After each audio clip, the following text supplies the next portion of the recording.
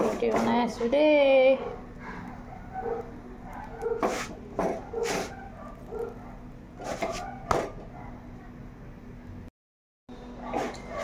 ৰুটি বনাই আছোঁ, অকল খুৱাই আৰু খাই আৰু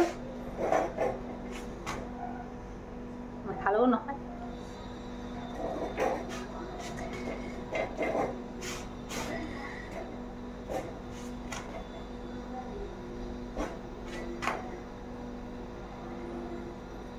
আমি যে ইমান খাওঁ নহয়, এটা মই কথা ক'ব বিচাৰিছোঁ আপোনালোকক। আমিতো চাউল, দাইল, মাছ, মাংস যোনে যি খাই আছে ন, চবটো ক'বলৈ গ'লেতো আমি কেমিকেলে খাই আছোঁ ন।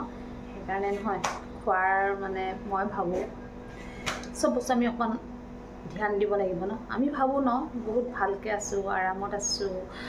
তোমাৰ আৰামত থাকিলেও আজিকালি প্ৰব্লেম এটা কথা গম পায়, বোলে মই আৰামত থাকোঁ, মোৰ কাম চাম কৰিবলৈ মন নাই বা এইটো কৰিব নোৱাৰোঁ। আমি বহুত আৰাম বিচাৰোঁ ন কিছুমানে, কিন্তু এটা কথা মনত ৰাখিব, আৰাম মানে হাৰাম।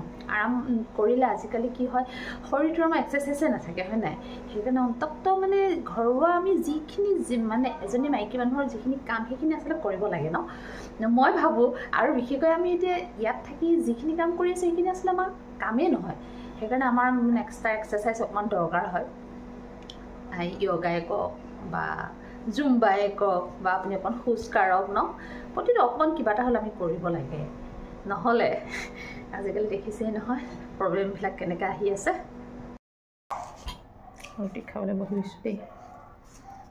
ৰুটি আজি সৰু সৰু আলু ভজা আছিলে, সেইটো লৈ লৈছোঁ আৰু অকণমান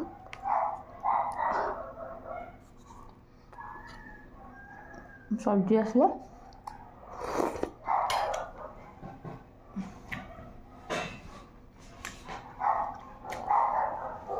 আমাক কৈ আছিলোঁ ন মই খোৱা কথাটো, সেইটোৱে আমি খোৱাৰ লগে লগে আমি সেইখিনি কৰিবই লাগিব কিন্তু দেই। ৰুটি খাই হৈ গ'ল। চব্জিত মানে ঝাল আছিলে নহয়, ভালো লাগিছে কিন্তু বহুত জ্বলা মানে। সেইটোৱে মানে কি হয়, মই আপোনালোকক যে ক'লোঁ কথাটো, হয়তো মোক ক'বও পাৰে কোনোবাই কি ইমান হেৰি দিছে, কিন্তু নহয় মানে মই নিজেও কৰোঁ সেইকাৰণে কৈছোঁ। আৰু এই এক্সাৰচাইজৰ লগতে আমি অকণমান আমি ধ্যানো কৰিব লাগিব দেই। আমাৰ কেলে মানসিক হিচাপে মনটো আমি তাক যদি শান্ত কৰি ৰাখিব বিচাৰোঁ, স্থিৰ কৰি তাক লাইনত ৰাখিব বিচাৰে, শান্তি যদি পাব বিচাৰে, ধ্যানটো একদম জৰুৰী। ধ্যান চাবচোন, সঁচাকৈ কৈছোঁ এটা কথা, মই ভাবোঁ যিমান টকা পইচা নাথাকক, যিমান ধনী মানুহ নহওক, যাৰ টকা পইচা থাকিলেও তেওঁ যদি ধ্যান নকৰে, ধ্যানটো তেওঁ বুজি নাপায় বা ধ্যানৰ প্ৰতি তেওঁৰ ধাউতি নাই, ধ্যান নকৰে, তেওঁ কেতিয়াও সুখী হ'ব নোৱাৰে। কথাটো হয় নহয় মই ক'বচোন কথাটো। মই কেলৈ কৈছোঁ চব মানে টকা পইচাই চকু চাব পাৰে জানো? কেতিয়াও নোৱাৰে ন।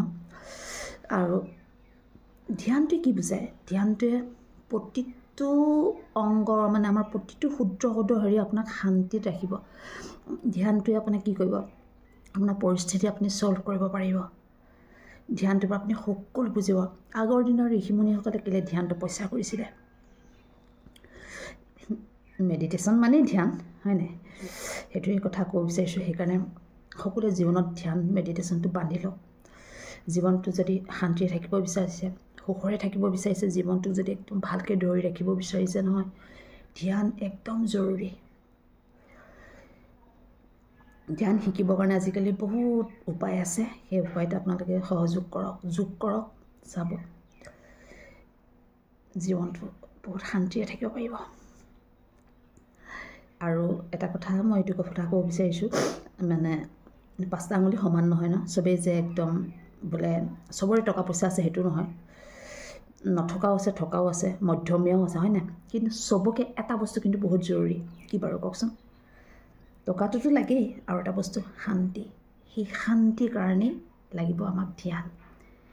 ধ্যান কৰক, ধুনীয়াকৈ কৰক, অন্তত ৰাতিপুৱা আৰু গধূলি। চাব জীৱনটো একদম সলনি হৈ যাব। আৰু মানে কি হ'ব জানে, ধ্যানে আপোনাৰ জীৱনটো একদম প্ৰফুল্লিত কৰি ৰাখিব। মনটো মানে নিজে গম নাপাব, মনটো ভিতৰি ফূৰ্তি এটা হৈ থাকিব। সেইকাৰণে মই এটা কথাই ভাবোঁ, ধ্যানটো কৰক, কৰি চাওক, নিজেই তাৰ এনচাৰ নিজে পাব। নমস্কাৰ।